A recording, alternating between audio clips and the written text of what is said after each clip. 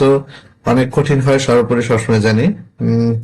আইসিটির প্রশ্ন আনসার গুলা সবসময় নর্মালি চিন্তা করবেন যে তৃতীয় চতুর্থ পঞ্চম অধ্যায় থেকে যাতে আনসার দেওয়া যায়। হ্যাঁ, তৃতীয় চতুর্থ পঞ্চম অধ্যায় থেকে আনসার দিলে আপনি 100% এ প্লাস পাবেন। তৃতীয় অধ্যায় থেকে দুইটা সৃজনশীল থাকবে, প্রথম অংশ দ্বিতীয় অংশ, সংখ্যা পদ্ধতি এবং ডিজিটাল ডিভাইস দুইটা থেকে। চতুর্থ অধ্যায় থেকে এসটিএমএল থেকে এসটিএমএল একটা ছক থাকবে অথবা একটা কোডিং থাকবে, আর হচ্ছে order list unordered list. আমরা এই টপিকটা দিয়ে দিব আগামী ক্লাসে।